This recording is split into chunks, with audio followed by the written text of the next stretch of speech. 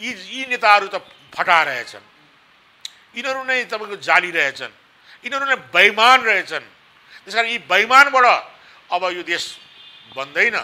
अब यो देशको लागि हिजोको तपाईँको चाहिँ इतिहासलाई तपाईँको चाहिँ पुनर्मूल्याङ्कन गरेर हेर्दाखेरि राजा त अपरिहार्य रहेछ यो देशमा, र राजा सदाचारी रहेछन्, राजा ज्ञानेन्द्र एउटा महान व्यक्तित्व रहेछ भनेर आज नेपाली जनतालाई चाहिँ पूर्ण रूपमा अवगत भएर आज उहाँको लोकप्रियता एउटा शिखरमा भएको अवस्था छ। त्यसैले त महाराधिराजको जहाँ जहाँ सवारी हुन्छ त्यहाँ तपाईँको चाहिँ जनसागर ओर्लिरहेको छ र त्यहाँ गगनभेदी नारा लागिरहेको छ कि राजा ल्याउँ देश जोगाउँ भन्ने चाहिँ नारा लागिरहेको छ। ब्रह्मलुट मचिएको छ, नेताहरू गैर जिम्मेदार भएका छन्, स्वेच्छाचारीता देखाइरहेका छन्, सर्वसत्तावाद लादिरहेका छन् र मुठ्ठीभर नेताहरू अरबौँ खरबौँ भ्रष्टाचार गरेर जनताको तपाईँको कर, जनतामाथि लगाइएको ऋण चाहिँ तपाईँको चाहिँ अपचलन गरेर सत्ताधारीहरू लुट्ने बाहेक अरू केही पनि नगर्ने यी नेताहरू जो हिजो सर्वहाराका दाबी गर्थे के आज गरिबको चुलोसँग गाँसिएका छन्? जमिनहीन, जमिन नभएका तपाईँको चाहिँ ती चाहिँ सुकुम्बासीहरूसँग यिनीहरू जोडिएका छन्? जनताको स्वास्थ्यसँग यिनीहरू खेलबाड गरिरहेका छन् भनेदेखि कसरी यिनीहरू जनताका मान्छे हुन्छन्? कसरी यिनले गरेको विकास ठहर्छ? या त हरेक दिन तपाईँको चाहिँ घोटाला सुन्नुहुन्छ, कहिले वाइड बडी घोटाला सुन्नुहुन्छ, कहिले सुन तस्करीको घोटाला सुन्नुहुन्छ, कहिले तपाईँको सिन्डिकेटको सुन्नुहुन्छ, कहिले जग्गा अतिक्रमणको सुन्नुहुन्छ। अब त तपाईँको सिंहदरबार टुनीखेल पनि अतिक्रमण होला भयो कि भन्ने चाहिँ जनतालाई चाहिँ आशंका आइसकेको अवस्था छ। त्यसले गर्दाखेरि तपाईँको चाहिँ यिनीहरूबाट अब यो देश बन्दैन। अब यिनलाई जनताको पैसा ब्रह्मलुट मचाएको, जनताको पैसा खाएको हुनाले अब राष्ट्रवादी देशभक्त शक्ति जुर्मिँदैछ र यिनलाई विस्थापित गरेर एकलाई झुन्ड्याउनु पर्छ भन्ने हाम्रो मान्यता छ। हामी भ्रष्टाचार, अनैतिकता, बेतिती, लुटतन्त्र, राज्य आतङ्क, गुन्डागर्दीको विपक्षमा छौँ। त्यसकारण यो सत्ता, यो संविधान हामी फ्याक्दैछौँ। नेपालका प्रमुख नेता शेखर जङ्गरायमाझी सरलाई हाम्रो च्यानलमा स्वागत छ। धन्यवाद, नमस्ते। सर आराम हुनुहुन्छ? ठिक छु। तपाईहरुले यो मङ्सिर 20 गतेबाट यो आन्दोलनको घोषणा गर्नु भएको रहेछ हैन? त्यसका बारेमा के बुझौँ भनेर। धन्यवाद। अब यतिखेर मुलुक ज्यादै तपाईको चाहिँ सङ्कटपूर्ण अवस्थामा छ। हामीहरूको सिमाना मिचिएको छ। तपाईको चाहिँ र हाम्रो छिमेकी राष्ट्रले त्यो हाम्रो सम्प्रभु हो भनेर नक्सामा पारेर बसेको अवस्था हो र त्यसमा वार्ता गरौँ भन्दाखेरि तपाईको चाहिँ वार्ता नभएको अवस्था छ। र पछिल्लो अवस्थामा त प्रधानमन्त्री खड्गप्रसाद ओलीले जुन शिक्षा मन्त्रालयले विद्यार्थीको पठन पाठनको लागि जुन नक्सा निकालिए, जुन क्षेत्रफल तोकियो, त्यसलाई रोक्का गरेर चाहिँ एउटा तपाईको चाहिँ विदेशी छिमेकीसँग डराएको, वार्ता गर्न नसकेको र पछि हटेको अवस्था छ। र यसले तपाईको चाहिँ एउटा के छ भने नेपालको स्वाभिमान, नेपालको गौरव माथि आँच आएको अवस्था छ। अर्कोतिर तपाईको चाहिँ नागरिकको स्वतन्त्रता र जीवन रक्षाको सवालमा तपाईको चाहिँ सत्ता ज्यादै असंवेदन, गैर जिम्मेवार र तपाईको चाहिँ उत्तरदायित्व वहन नगरेको अवस्था छ। तपाईको चाहिँ कोरोना महासंक्रमणको व्यवस्थापनमा तपाईको चाहिँ ज्यादै तपाईको चाहिँ घृणित अवस्थाको चाहिँ तपाईको क्रियाकलाप राज्यले देखायो। जनताको जनस्वास्थ्यसँग गाँसिएका तपाईको चाहिँ जुन टेस्टिङ इक्विपमेन्टहरू भयो, तपाईको अरू चाहिँ तपाईको एप्रोनहरू भए, पिपिई भन्छ, त्यो भयो, औषधि भयो, यसमा ज्यादै तपाईको चाहिँ ठुलो घपला तपाईँको गरेको, तपाईँको चाहिँ 10औं गुणा चाहिँ भाउ वृद्धि गरेर चाहिँ तपाईँको भ्रष्टाचार गरेको, तपाईँको चाहिँ क्वालिटीका मालहरू नल्याएको, यसले के भयो त भन्दाखेरि तपाईँको चाहिँ कोरोना व्यवस्थापनमा तपाईँको यसले ठुलो तपाईँको चाहिँ एउटा अवरोध ल्यायो र आज सरकारका प्रवक्ता बेहोस भएपछि चाहिँ उपचार गर्न आउनु भन्ने जस्तो चाहिँ लज्जास्पद तपाईँको चाहिँ विज्ञप्ति जारी गरिरहेको अवस्था छ र सरकार पुरा गैर जिम्मेदार। एकातिर त्यो अवस्था छ भने सत्तामा बसेका सत्ताधारी पार्टीहरू कुकुर बिरालो जस्तो जुधेर बसेका छन्। कुर्सीको लागि उनीहरूको हानथाप तपाईँको चाहिँ एक टुक्रा रोटीमा जसरी तपाईँको चाहिँ कुकुरहरू चाहिँ लड्छन् नि, त्यस अवस्थामा चाहिँ कुर्सीको लागि लडेर एउटा घिनलाग्दो तपाईँको चाहिँ अवस्था चाहिँ सिर्जना गरेका छन्।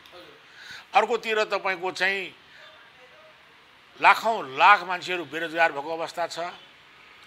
तपाईँको चाहिँ कोरोनाको महासङ्क्रमण हामीका भन्दा इन्डियामा चाहिँ ठुलो सङ्क्रमण भएका सहरहरूमा रोजीरोटीको लागि जानुपर्ने बाध्यता छ।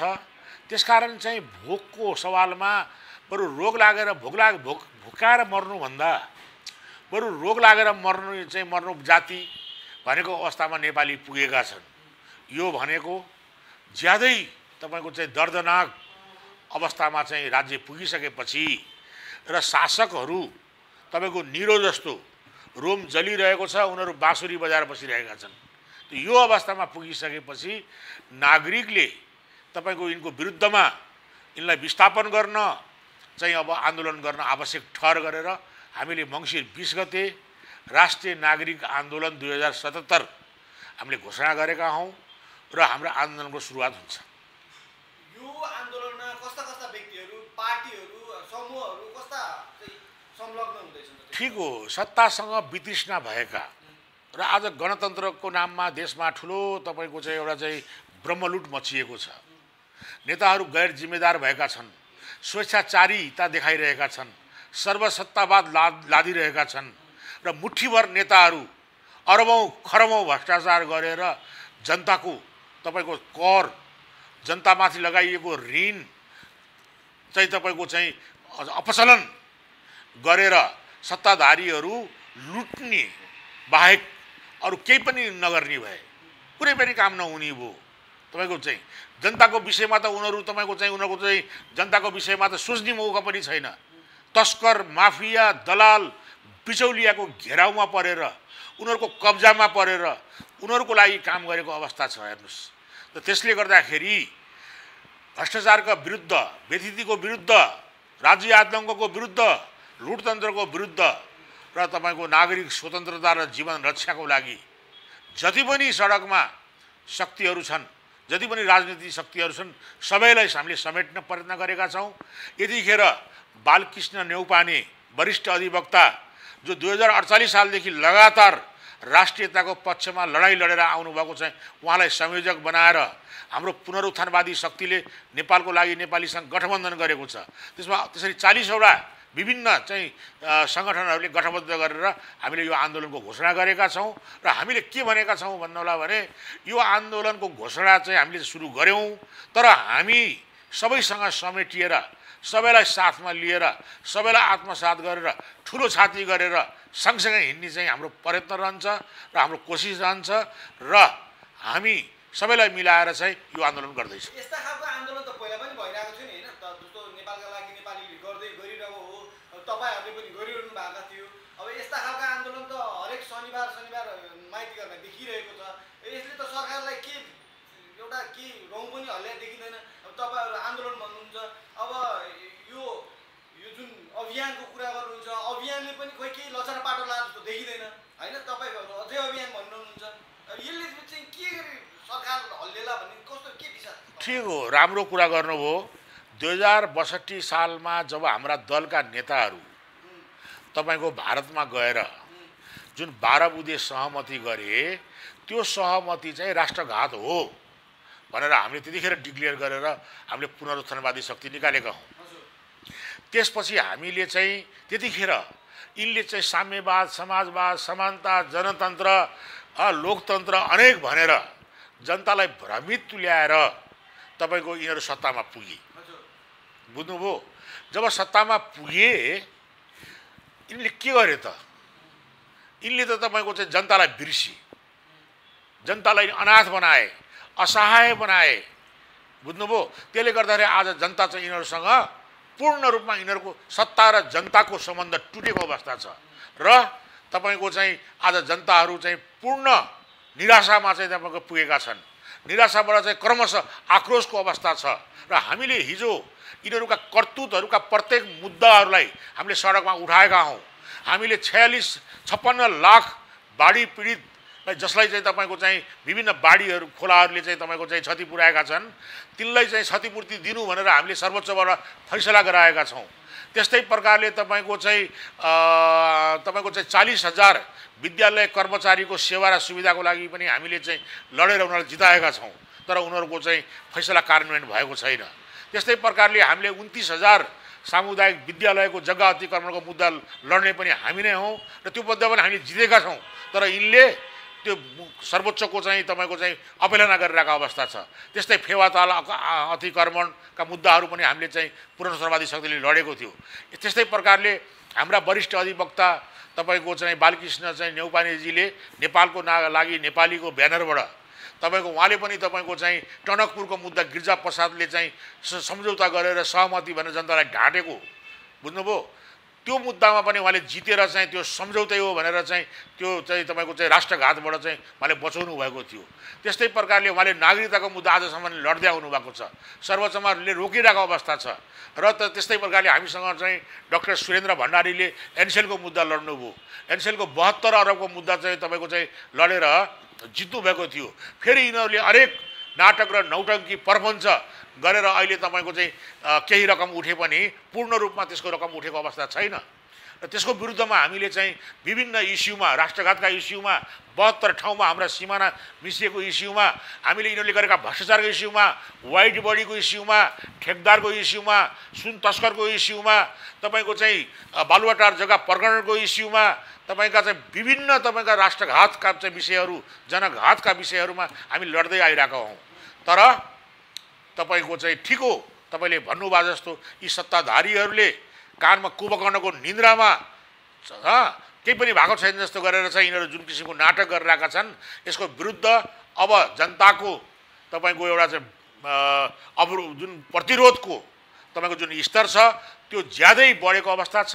अहिले हाम्रा सर्वेक्षणहरूले 89% चाहिँ पिपुलहरू चाहिँ नागरिकहरू चाहिँ यिनको विपक्षमा गएको सर्वेक्षणले देखाइरहेको छ र त्यसले गर्दाखेरि अब तपाईँको यिनले हाम्रा कुरा सुनवाई नगरे हुनाले अब सडकबाटै सत्ता फ्याँक्नुपर्छ भन्ने निर्गोलमा हामी पुगेको हो र तपाईँको चाहिँ अब कुनै पनि आन्दोलन एकै दिनमा हुने कुरा हुँदैन। यसलाई विभिन्न किसिमका रणनीति, यसका कार्यनीति, यसका व्यवस्थापनहरू मिलाउनु पर्ने हुन्छ। त्यसको लागि हामी खटिरहेका छौँ। तपाईँले जुन भनिरहनु भएको छ यो 20 गतेदेखि आन्दोलन सुरु हुन्छ, अनि यो आन्दोलनमा नागरिकहरू चाहिँ कसरी सहभागी हुन्छन्? जस्तो यहाँका भइरहेको आन्दोलनमा त्यति नागरिकहरू देखिँदैन, खालि 2-4 जना टाउकाहरू देखिन्छ, त्यस्तै हो होइन? ठिक हो, सुन्नु न, के तपाईँ जसरी चाहिँ यो नेताहरूले पूर्वदेखि पश्चिमदेखि चाहिँ बस रिजर्भ गरेर होइन लिएर आएको छन्, हो तपाईँहरूको आन्दोलनमा पनि त्यसै गरी नागरिकहरू समावेश गराइन्छ कि के हो? होइन, सबभन्दा ठुलो कुरा मुद्दा हुन्छ। हेर्नुहोस्, हामीले राष्ट्रियताका मुद्दा, जनताको चाहिँ जीवन रक्षाका मुद्दा, जनताका चाहिँ लिबर्टीका मुद्दा आज उठाइरहेका छौँ। आज तपाईँको लोकतन्त्रको नाममा तपाईँको सबभन्दा बढी तपाईँको चाहिँ लज्जास्पद क्रियाकलाप काङ्ग्रेसले गरिरहेको छ। आज समाजवादको नाममा, सामाजिक न्यायको नाममा सबभन्दा तपाईँको घृणित क्रियाकलाप नेकपाले गरिरहेको छ। यसबाट चाहिँ यिनीहरूको जुन मुद्दाहरू थिए नि, यो मुद्दाहरू चाहिँ तपाईँको चाहिँ यिनीहरूले छोडे र त्यसकारण जनताका यी मुद्दाहरू, जनताका जनजीविकाका मुद्दाहरू, जनताका जीवन रक्षाका मुद्दाहरू, जनताका अधिकारका मुद्दाहरू, नागरिक स्वतन्त्रताका मुद्दाहरू बोकेर हामीहरू हिँडिरहेका छौँ र सबभन्दा ठुलो कुरो मुद्दा भए हुनाले र राष्ट्र यतिखेर जोखिममा परेको, राष्ट्र सङ्कटमा परेको, राष्ट्रियता कमजोर भएको र नेपालीलाई चाहिँ तपाईँको चाहिँ फुट गराइएको, द्वन्द्व तपाईँको जनतामा द्वन्द्व निकालेको, घृणा फैलाइएको, कलह मचाइएको यो परिस्थितिलाई चाहिँ नेपाली जनताले आज महसुस गरेको अवस्था छ र आज हामीलाई मेचीदेखि महाकालीसम्मका नागरिकहरूले हामीलाई तपाईँको चाहिँ अब आन्दोलन गर्नु पर्यो, अब यस तरिकाले भएन, अब यो भस्मासुर आसुरी प्रवृत्तिको विरुद्ध तपाईँको एउटा चाहिँ यो धर्मयुद्ध जस्तो हो यो लडाइँ, बुझ्नुभयो। त्यसकारण यसमा धेरै ठुलो साथ छ। अहिले हाम्रा युवा साथीहरूले, वीर गोर्खालीका साथीहरूले तपाईँको बुटोलमा, भैरवामा, वीरगन्जमा 50औं ठाउँमा बाइक र्यालीहरू गरिरहेका छन्। तपाईँको चाहिँ हिजो भर्खर तपाईँको चाहिँ अस्ति भर्खर तपाईँको चाहिँ विराटनगरको र्यालीमा 5000 भन्दा बढी मोटरसाइकलहरूको चाहिँ तपाईँको र्याली भयो। त्यसमा तपाईँको लाखौँ जनताहरूले साथ दिए। अहिले तपाईँको आजै पनि तपाईँको चाहिँ धनगढीहरूमा कार्यक्रम छ, तपाईँको चाहिँ कञ्चनपुरमा कार्यक्रम छ, तपाईँको त्यस्तै प्रकारले बुटोल, कोलपुर तपाईँको चाहिँ चारैतिर तपाईँको चाहिँ आज चाहिँ तपाईँको चाहिँ युवाहरू तपाईँको चाहिँ आक्रोशित भएर सडकमा आएको अवस्था छ। अब हामीले मङ्सिर 20 मा यो सबै देशभक्त, राष्ट्रवादी, सम्पूर्ण तपाईँको चाहिँ प्रजातन्त्रवादी, तपाईँका वामपन्थी, प्रगतिशील सबै शक्तिहरूलाई हामीले सडकमा हामी एक ठाउँमा साझा मुद्दा तय गरेर हामी एक ठाउँमा आउँछौँ भन्नेलाई हामीलाई विश्वास छ। भनेपछि तपाईँहरूले अब यो सरकार नढालिकन नछोड्ने भनेर निर्णायक आन्दोलनको सुरुवात गर्नु हो। सरकार ढाल्ने मात्रै होइन, सत्ता यो तपाईँको चाहिँ प्रणाली, यो व्यवस्था नै तपाईँको चाहिँ राम्रो छैन। हेर्नुहोस्, सुन्न, हामी पूर्ण नागरिक अधिकार सहितको, राजा सहितको प्रजातन्त्र, बुझ्नुभयो, जसमा तपाईँको चाहिँ सबै नेपालीहरूले स्वतन्त्रता महसुस गर्ने, सबैले आफ्नो अधिकार प्राप्त गर्ने किसिमको शासन व्यवस्थाको पक्षमा हामी छौँ, जसलाई हामीले चाहिँ तपाईँको चाहिँ लोक कल्याणकारी राज्य व्यवस्था भनेका छौँ, बुझ्नुभयो। त्यस किसिमको प्रणाली चाहिँ हामी चाहिँ पक्षमा छौँ। र यसमा के छ भन्नुहोला भने राष्ट्र कमजोर भयो। राष्ट्र कमजोर हुनुको पछाडि हामीले राजालाई विस्थापन गऱ्यौँ, राजालाई निषेध गऱ्यौँ र त्यसले गर्दाखेरि राष्ट्रिय एकता कमजोर भयो। यो देशको चरित्र, यो देशको विशेषता, यसको निर्माणसँग चाहिँ तपाईँको चाहिँ जोडिएको नेपाली राष्ट्र संस्था, जसले 250 वर्षसम्म चाहिँ अभिभावकको भूमिका निर्वाह गरेर आइरहेको, बुझ्नुभयो। आज पनि गद्दी परित्याग गरे पनि नेपाली जनताको आधारको भार सम्हालिरहेको, बुझ्नुभयो, माटोप्रति समर्पित र नागरिकको चाहिँ कल्याणमा हैन, लोक कल्याणमा विश्वास गर्ने, लोक सम्मतिमा विश्वास गर्ने हाम्रो राष्ट्र संस्था राजा ज्ञानेन्द्र सहितको चाहिँ अब प्रजातन्त्र चाहिँ को आजको दिनमा आवश्यकता छ।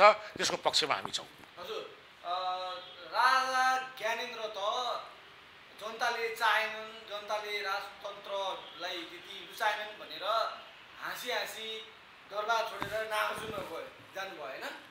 त्यति बेला यदि जनताले चाहन्थे, त्यति बेला राजाको आवश्यकता छ भन्ने कोही जनतालाई लागेको भए त राजालाई विस्थापित भनौँ, राजाले छोडेर जानुभन्दा पहिले नै भनौँ, त्यो बेलामा चाहिँ पनि जसरी तपाईँहरूले आन्दोलन गरेको थियो त्यति बेला चाहिँ पनि हुन्थ्यो होला नि त। किन चाहिँ त्यति बेला चाहिँ वास्ता गरिएन, राजालाई किन वास्ता गरिएन? राम्रो प्रश्न गर्नुभयो। हिजो तपाईँको चाहिँ जनतालाई भ्रमित तुल्याइयो, जनतालाई हामी सर्वहाराका हौँ। तपाईँहरू पनि भ्रमित हुनुभयो त्यसो भए? होइन, जनताहरू कुरा भ्रमित भयो। हामी त त्यतिखेर नै हामी विरोधमा थियौँ, बुझ्नु भएन। त्यतिखेर नै हामीले चाहिँ यो काम राम्रो भएन। फेरि एउटा धोका पनि भयो, राजासँग जुन एउटा सम्झौता भएको थियो त्यो सम्झौतामाथि धोका दिए, षड्यन्त्रको तरिकाले राजालाई हटाउने प्रयास गरियो, बुझ्नु भएन। र जनतालाई भ्रमित पुर्याइयो र राजालाई चाहिँ तपाईँको विभिन्न लान्छना, विभिन्न आक्षेपहरू लगाएर राजाको चाहिँ तपाईँको चाहिँ अलोकप्रिय बनाउने प्रयास गरियो। तर आज सत्ता छोडेपछि राजा ज्ञानेन्द्रको बारेमा सारा जनतालाई हामीले तथ्य र सत्य लिएर पुग्यौँ र उहाँको सदाचारी व्यक्तित्व, उहाँको तपाईँको आत्मसंयमता र उहाँको चाहिँ भद्रताको कारण र उहाँको माटोप्रतिको जुन लगाउ र उहाँले जुन देशमा तपाईँको चाहिँ आज नेपाली जनताको दाजुभाइको घर आँगनमा भलाकुसारी गर्दै, आज मठ मन्दिरमा दर्शन गर्दै, आज हाम्रो आधारको भार, आज हाम्रो चाहिँ एकताको तपाईँको चाहिँ एउटा चाहिँ आधार स्तम्भको रूपमा उहाँले चाहिँ आफ्नो भूमिका निर्वाह गरिसकेपछि यी नेताहरू त फटारहेछन्, यिनीहरू नै तपाईँको जाली रहेछन्, यिनीहरू नै बेइमान रहेछन्। त्यसकारण यी बेइमानबाट अब यो देश बन्दैन। अब यो देशको लागि हिजोको तपाईँको चाहिँ इतिहासलाई तपाईँको चाहिँ पुनर्मूल्याङ्कन गरेर हेर्दाखेरि राजा त अपरिहार्य रहेछ यो देशमा, र राजा सदाचारी रहेछन्। राजा ज्ञानेन्द्र एउटा महान व्यक्तित्व रहेछ। भनेर आज नेपाली जनतालाई चाहिँ पूर्ण रूपमा अवगत भएर आज उहाँको लोकप्रियता एउटा शिखरमा भएको अवस्था छ। त्यसैले त महाराधिराजको जहाँ जहाँ सवारी हुन्छ त्यहाँ तपाईको चाहिँ जनसागर ओलिरहेको छ र त्यहाँ गगनभेदी नारा लागिरहेको छ कि राजा ल्याऊ देश जोगाऊ भन्ने चाहिँ नारा लागिरहेको छ। यसले प्रमाणित गर्दछ। र आज जसरी चाहिँ तपाईको चाहिँ देशका हरेक कुनामा हरेक काप्चाहरूमा तपाईका युवाहरू जुरुमुराएका छन्, नारीहरू जुरुमुराएका छन् र चारैतिरबाट आज राजाको माग, आज वामपन्थीको अधिकांश कित्ताबाट राजाको माग भइरहेको छ। आज लोकतन्त्रवादीका अधिकांश कित्ताबाट चाहिँ तपाईको चाहिँ राजाको माग भइरहेको छ। फेरि एउटा कुरा के मान्नुस् भने काङ्ग्रेसका कम्युनिस्टका सबै भ्रष्ट छैनन्। काङ्ग्रेसका चाहिँ 2-4 हजार बदमास होलान्, कम्युनिस्टका 4-5 हजार बदमास होलान्, बुझ्नुभयो। तर हामीले भन्दा ती काङ्ग्रेसी भाइहरू साथीहरूले, ती कम्युनिस्टका साथीहरूले उनीहरूले हिजो आफूसँगै तपाईको चाहिँ चप्पल लगाएर हिँडेका मान्छेहरू कुनै उद्यम नगरिकन, कुनै तपाईको चाहिँ व्यवसाय नगरिकन रातारात खरबपति अरबपति भएको देख्दा उनीहरूको मन पनि कुण्ठा हुँदो रहेछ। ओहो, देश लुटियो, यिनले देश जोगाएनन्, यिनले तपाईको चाहिँ आसुरी प्रवृत्ति झिगे। त यस्ता तपाईको चाहिँ नालायक नेता र यस्ता सत्ताहरूलाई चाहिँ तपाईको चाहिँ विस्थापित गर्नुपर्छ भन्ने कुरामा आज आम पुगेको अवस्था छ। र त्यो साइकोलोजी, त्यो मनोविज्ञानलाई हामीले चाहिँ मनन गरेर हामीले त्यो उहाँहरूको दबाब, उहाँहरूको हामीमाथिको चाहिँ तपाईको चाहिँ मतलब अनुरोधलाई स्वीकार गरेर हामीले चाहिँ मङ्सिर 20 गते आन्दोलनका भिकुल फुकेका हौँ। यो आन्दोलन गर्नलाई चाँडो भएन र भर्खर जस्तो तपाईको यो स्थिर सरकार गठन भएको छ भनौँ न हैन, द्वितीयको सरकार। अब यसले विकास पनि गरिरहेको छ, तपाईले देख्नु भइरहेछ। रानीपोखरी भर्तीको रानीपोखरीको चाहिँ यो छ। अब जस्तो धरहरा देख्नुभयो होला, दरबार हाई स्कुल देख्नुभयो होला। अब पश्चिमतिर ठुला ठुला चौडा सडकहरू बनेको स्थिति छ हैन। विकास त भएको छ नि, तपाईँ यहाँ बसेर विकास भएको छैन, हुँदै भएको छैन त भन्नु भएको छ। हेर्नुहोस्, समयले ल्याउने विकास त हुन्छ नै, बुझ्नुभयो। जुन राष्ट्रमा 10 खरब रुपियाँ रेभिन्यू उठ्छ, आज प्रत्येक नेपालीको टाउकोमा 50 झन्डै 50,000 ऋण पुगेको छ। 49,000 त म अस्ति हेरेको थिएँ, बुझ्नुभयो। झन्डै 50,000 पुग्न लागिसक्यो, ऋण पुगेको छ 3 करोड नेपालीको टाउकोमा। यो सम्पूर्ण हिसाब गर्ने हो भने यसको 10% को चाहिँ तपाईको वास्तविक खर्च यिनीहरू देखाउन सक्दैन। 90% यी ऋणहरूमाथि घोटाला भएका छन्, बुझ्नुभयो। मेलम्ची 7 वर्षमा 17 अरबमा बनाउँछु भनेको आज 30 वर्ष भयो र 30 अरब रुपियाँ खर्च भयो। ती बिना मगर मन्त्री छिन्, त्यही बेला तत्कालीन आजभन्दा योभन्दा अघिल्लो सचिवले गजेन्द्र ठाकुरले 2.5 अरब घोटाला गरिन् भनेर चाहिँ सचिवको कुर्सीमा बसेर मिडियामा उनले वक्तव्य दिए, विज्ञप्ति दिए। न बिना मगरमाथि कारबाही भयो, न त्यो सचिवमाथि कारबाही भयो, बुझ्नुभयो। त्यसरी त्यहाँ घोटाला भएको छ, बुझ्नुभयो किन। आज तपाईँको चाहिँ एउटा अन्तर्राष्ट्रिय एयरपोर्ट बनेको छ। आज एउटा रिङ रोड, यो काठमाडौँमा 27 सालमा राजा महेन्द्रले बनाएको रिङ रोड, अर्को रिङ रोड बनेको छ। कहिले बन्ने, कति वर्षमा बन्ने, कति वर्षमा बनाउँछु भनेको। सुन्नुहोस् न, 10 खरब पनि त छ नि हाम्रो रेभिन्यू, यो ऋण पनि छ नि। त 10% कामभन्दा बढी भएन नि। 10% काम गरेर 90% घोटाला गरेर अनि त्यो कामलाई विकास भयो भन्नुहुन्छ। जनता लुटेर विकास हुन्छ, नेता बनेर विकास हुन्छ, नेता अरबपति खरबपति बन्नुलाई विकास भनिन्छ। जनताको जीवनस्तरमा परिवर्तन आयो। यी नेताहरू जो हिजो सर्वहाराका दाबी गर्थे कि आज गरिबको चुलोसँग गाँसिएका छन्, जमिनहीन, जमिन नभएका तपाईँको चाहिँ ती चाहिँ सुकुम्बासीहरूसँग यिनीहरू जोडिएका छन्, जनताको स्वास्थ्यसँग यिनीहरू खेलबाड गरिरहेका छन् भनेदेखि कसरी यिनीहरू जनताका मान्छे हुन्छन्, कसरी यिनले गरेको विकास ठहर्छ। या त हरेक दिन तपाईँको चाहिँ घोटाला सुन्नुहुन्छ, कहिले वाइट बडी घोटाला सुन्नुहुन्छ, कहिले सुन तस्करीको घोटाला सुन्नुहुन्छ, कहिले तपाईँको सिन्डिकेटको सुन्नुहुन्छ, कहिले जग्गा अतिक्रमणको सुन्नुहुन्छ। अब त तपाईँको सिंहदरबार टुनीखेल पनि अतिक्रमण होला भयो कि भन्ने चाहिँ जनतालाई चाहिँ आशंका आइसकेको अवस्था छ। त्यसले गर्दाखेरि तपाईँको चाहिँ यिनीहरूबाट अब यो देश बन्दैन। अब यिनलाई जनताको पैसा ब्रह्मलुट मचाएको, जनताको पैसा खाएको हुनाले अब राष्ट्रवादी देशभक्त शक्ति जुर्मिँदैछ र यिनलाई विस्थापित गरेर एकलाई झुन्ड्याउनु पर्छ भन्ने हाम्रो मान्यता छ। तपाईहरुको जुन यो नागरिक सरकार गठनको कुरा गर्नु भएको छ तपाईहरुले हैन, यो नागरिक सरकारलाई मान्यता चाहिँ कसले दिने? हैन, नागरिक सरकार भनेको के हुन्छ भने जनताले हामी सिंहदरबार घेर्छौँ, बालुवाटार घेर्छौँ, यसलाई सत्ताबाट विस्थापित गर्छौँ। तपाईँले दुनियाँका ठुला ठुला आन्दोलनहरू हेर्नुभयो होला, बुझ्नुभयो कसरी चाउसेस्कुलाई चाहिँ सडकमा ल्याएर चाहिँ घोची छुरीले हानी मारे। कसरी तपाईँको चाहिँ दुनियाँका चाहिँ तपाईँका चाहिँ तानाशाहहरू, तपाईँका चाहिँ भ्रष्ट नेताहरूलाई विस्थापित गरियो। त्यही प्रकारले जनताले विस्थापित गर्छ र सडकबाट समाजका बुद्धिजीवीहरू, तपाईँका चाहिँ योग्यहरू, दक्षहरू मध्येबाट जनताले चुन्छन्। बुझ्नुभयो, जनताले चुनेर नागरिक सरकार बन्छ र त्यो नागरिक सरकारले सबभन्दा पहिला स्वतन्त्र नागरिक आयोग गठन गर्छ।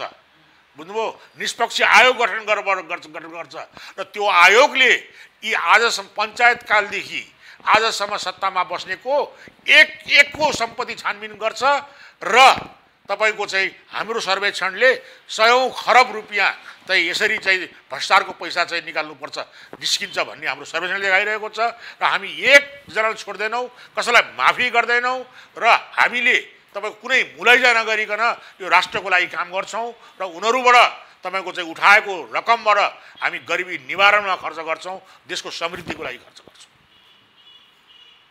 तपाईहरुलाई त एउटा ब्लेम पनि छ, चुनावमा उठ्न नसक्ने, चुनाव लड्न नसक्नेहरूले चाहिँ नागरिक सरकार गठन गर्ने अधिकार पनि छैन भन्ने एउटा।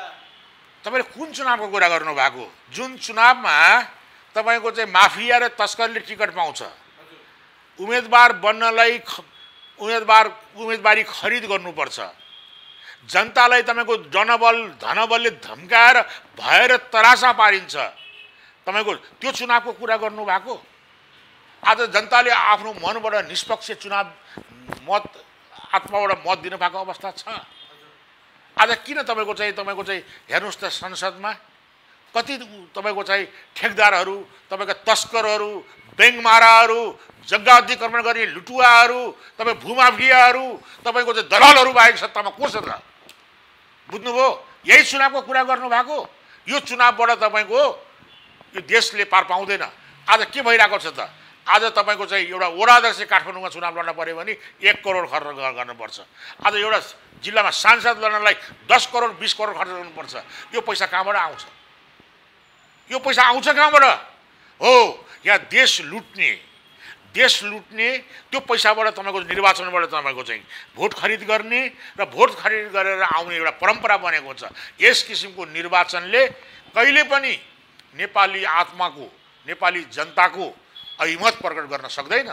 त्यसकारण यस किसिमका चाहिँ भ्रष्टहरूबाट, दलालहरूबाट, दासहरूबाट, विदेशीहरूको मतियारहरूबाट भएका निर्वाचनलाई चाहिँ हामीले निर्वाचनको रूपमा लिएका छैनौँ। त्यसकारण हमेसा हामी यो निर्वाचनको विपक्षमा छौँ र यहाँ नागरिक स्वतन्त्रता छैन, यहाँ अधिनायकवाद छ, यहाँ तपाईँको चाहिँ तपाईँको गिरोहवाद, गुटवाद, तपाईँको चाहिँ गुन्डाराज, आज तस्कर माफियाहरूको हातमा सत्ता गएको छ र आज लोकतन्त्र भन्नुहोस् या डेमोक्रेसी भन्नुहोस् एउटा चाहिँ तस्करहरूले हाइजेक गरेको अवस्था छ र यो भनेको त्यसकारण मुलुक पराधीनको अवस्थामा छ, मुलुकको राष्ट्रियता सङ्कटमा छ, जनताहरू झन्झन दरिद्र भएर गइरहेका छन् र देश कङ्गाल भएको छ र जनता बेहाल भएको अवस्था छ।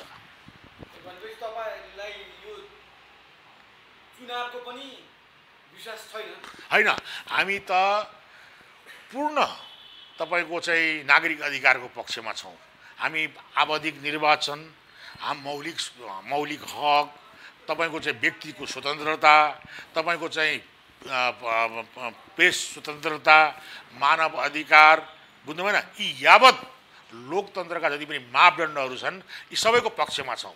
तर हामी भ्रष्टाचार, अनैतिकता, बेथिती, लुटतन्त्र, राज्य आतङ्क, गुन्डागर्दीको विपक्षमा छौँ। त्यसकारण यो सत्ता, यो संविधान हामी फ्याँक्दैछौँ। तपाईँको चाहिँ जहाँसम्म तपाईँले चाहिँ प्रणालीको अघि पनि कुरा गरिरहनु भएको थियो, यो संविधान नेपालीको आम्दानीले थेक्न नसक्ने, बुझ्नुभयो? जुन देशमा 10 खरब रेभिन्यू पनि छैन, अहिले झन् 8 खरब उठिरहेको छ, त्यो देशमा 12, 15, 16 खरब खर्च गरेर नेता पाल्ने हजारौँ राजाको रूपमा चाहिँ नेता निस्केका छन्, बुझ्नुभयो? र यस्ता राजा पाल्ने चाहिँ शासन व्यवस्थाले मुलुक तपाईँको चाहिँ बर्बादीतिर लान्छ, मुलुकलाई माइनस माइनस माइनस बनाउँछ। त्यसकारण यो संविधान त जति सक्दो चाँडो यसलाई नफ्याँक्ने हो भने देश जोखिममा छ। भनेपछि यो गणतन्त्र, धर्मनिरपेक्षता र संघीयता देशका लागि घाँडो नै भएको हो त। सुन्न, जुन संविधानले नेपालीको आफ्नो मौलिकता, आफ्नो पहिचान, आफ्नो तपाईँको चाहिँ मूल्य मान्यताको संरक्षण गर्न सक्दैन, त्यो संविधानले कालान्तरमा देश राख्दैन, बुझ्नुभयो? जब हामी रहँदैनौँ भने, जब नागरिक सुरक्षित हुँदैनन् भने, जब नागरिकका चाहिँ तपाईँको संस्कृति सभ्यता सुरक्षित हुँदैन भने तपाईँको त्यो मुलुक रहँदैन।